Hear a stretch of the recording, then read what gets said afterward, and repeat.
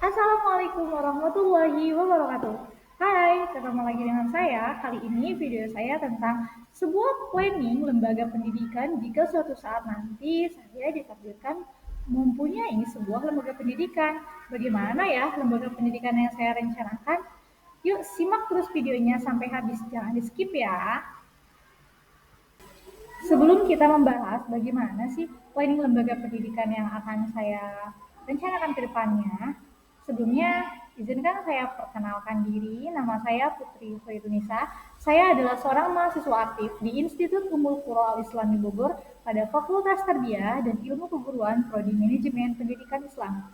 Dan saat ini saya adalah salah satu staf tenaga pendidik di salah satu sekolah yang ada di Palung Gunung Sindur, yaitu di Student One Islamic School. Oke, baik. Hal pertama yang akan kita bahas di sini yaitu mengenai kurikulum. Kurikulum seperti apa yang akan saya gunakan pada lembaga pendidikan suatu saat nanti. Yang pertama adalah kurikulum yang dimana anak disediakan fasilitas untuk fokus pada minat dan bakat yang dimilikinya. Contohnya, kita mengadakan adanya ekstrakurikuler atau eskul yang apa di mana tuh minat bakat seorang anak itu lebih cenderung ke hal seperti itu, maka kita sediakan fasilitas sarana dan prasarana yang akan menunjang minat dan bakat anak tersebut. Lalu yang kedua, adanya kurikulum yang memperlakukan semua anak itu sama tanpa ada yang dibedakan. Jika di suatu kelas itu terdapat ada anak inklusi ya, anak inklusi biasa disebutnya, yang mempunyai keistimewaan lebih dibanding teman-temannya. Jika dia kesulitan terhadap suatu pelajaran, maka kita mengadakan waktu tambahan untuk anak tersebut agar dapat menuntaskan pembelajarannya seperti teman-teman yang lain. Jadi ketika sudah selesai waktunya pembelajaran, maka anak tersebut kita lakukan pembelajaran secara individual, hanya gurunya bersama anaknya tersebut, agar anak tersebut pun mampu memahami tugas yang diberikan oleh guru tersebut dan tidak ketinggalan dengan teman-teman yang lain. Jadi dia juga ikut menuntaskan tugas tersebut. Lalu yang ketiga ada pada setiap kelas itu terdapat dua guru. Jadi tidak hanya satu guru dalam satu kelas. Coba dibayangkan saja jika dalam satu kelas itu terdapat satu guru saja dengan jumlah anak 20 atau bahkan lebih, maka menurut saya itu akan kredit ya. Jadi lebih baik terdapat dua guru dalam satu kelas, di mana semisalkan guru yang pertama itu mengajar dan guru yang satunya lagi bisa membantu untuk mengamankan anak-anak agar tetap kondusif dan memperhatikan apa yang dijelaskan oleh guru tersebut. Lalu yang ketiga yaitu menerapkan sekolah full day. Nah, tapi catatan di sini ketika untuk kelas 1 dan 2 itu eh, sampai zuhur saja. Jadi ketika setelah sholat zuhur, maka untuk kelas 1 dan 2 itu pulang. Dan untuk kelas 3 sampai kelas 6 itu dari jam 7 pagi sampai jam 15.00 atau jam 3 sore ada asar. Jadi ketika sudah melaksanakan sholat asar secara berjamaah, maka diperbolehkan pulang.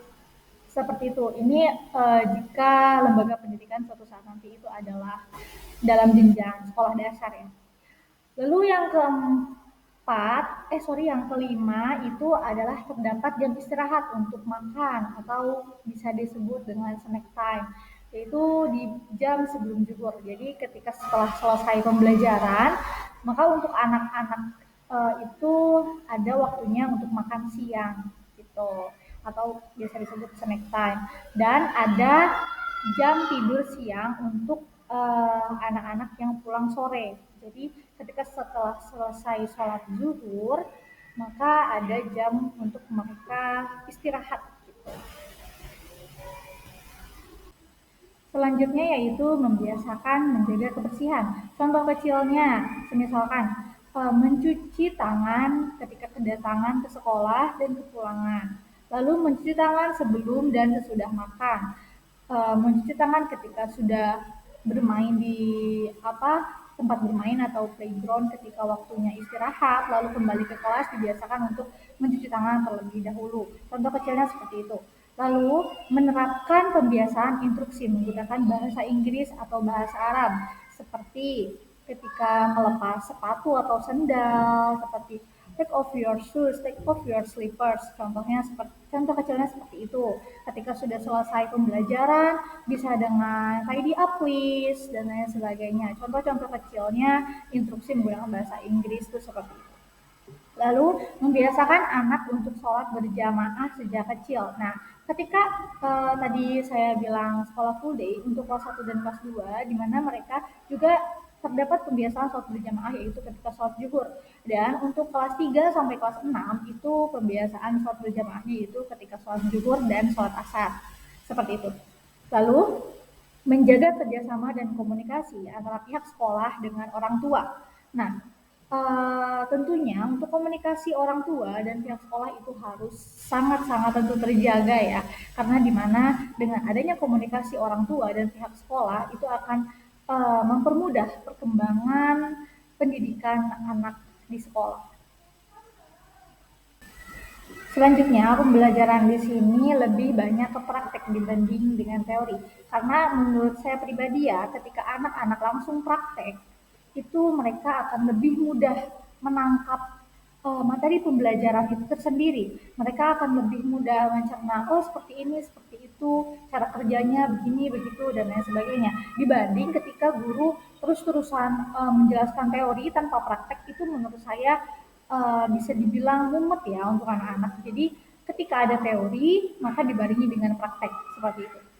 Lalu akan ada progress report ya dengan orang tua setiap 3 bulan sekali untuk membicarakan sampai mana nih perkembangan sang anak tersebut. Setelah itu terdapat penilaian dengan cara praktek ataupun tulis dan bisa juga dengan taking action. Setiap 3 bulan sekali taking action itu sama saja seperti praktek ya maksudnya.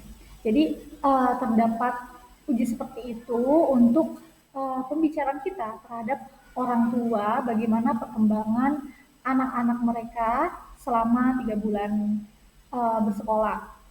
Lalu ada setiap anak-anak mengerjakan tugas, worksheet, praktek dan lain sebagainya itu dikumpulkan dalam satu folder. Jadi itu untuk laporan kepada orang tua. Misalkan ketika kita progress report dengan orang tua tuh kita bilang kayak bun atau ayah ini berikut adalah hasil kerja dan hasil tugas anak-anak ayah dan bunda ketika berada di sekolah. Dan ini adalah perkembangan anak ayah dan bunda ketika ada di sekolah. Seperti itu contoh kecilnya ya. Nah, jika pemerintah memberikan kebijakan mengenai kurikulum, kami akan tetap menggunakannya, akan tetapi akan kami sesuaikan dengan sekolah. Jadi ketika pemerintah mengadakan kurikulum seperti ini, misalkan kurikulum merdeka, kurtilas dan lain sebagainya, kita akan tetap menggunakannya, akan tetapi kita minimalisir atau kita sesuaikan dengan bagaimana keadaan sekolah, seperti itu. Selanjutnya program pendidikan yang ada di lembaga pendidikan suatu saat nanti itu adalah yang pertama ada program tahfiz dan tahsin.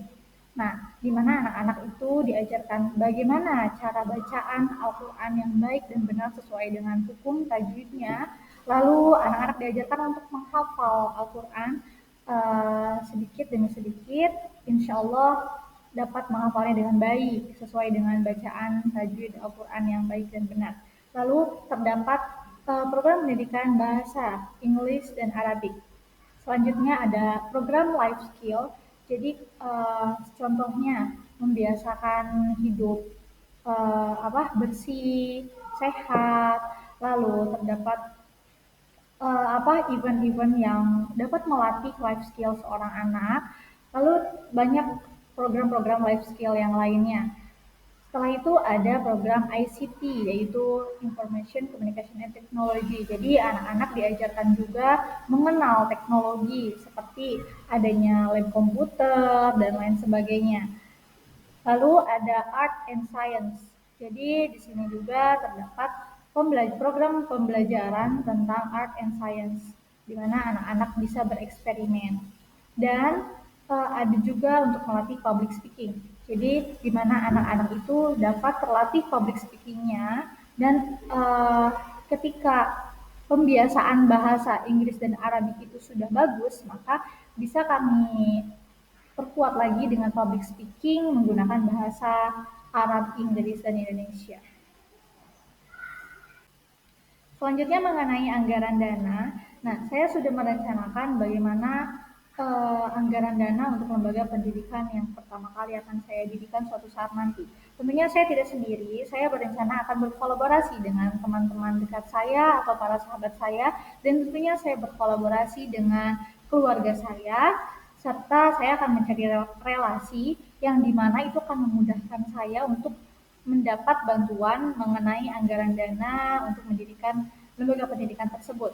Nah, jika kolaborasi saya dengan teman dekat saya itu bisa berjalan dengan lancar dan akan menjadi sebuah lembaga pendidikan yang berkembang pesat, maka setelah itu kami akan membuka atau mendirikan cabang-cabang pendidikan lainnya seperti itu.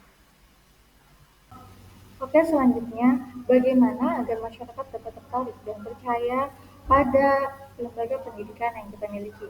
Nah, tentunya ada kedua poin yang penting. Yang pertama mengenai pendidikan, dan yang kedua mengenai pengalaman yang harus kita miliki. Nah, bagaimana agar masyarakat itu tahu tentang latar belakang pendidikan kita dan pengalaman kita?